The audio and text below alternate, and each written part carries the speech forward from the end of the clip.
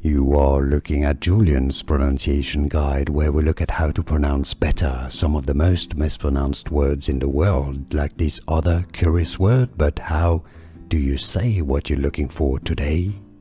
Here is a very interesting word when something never gets tired, okay? So you can see there is the word fatigue in there, so it's a word from French.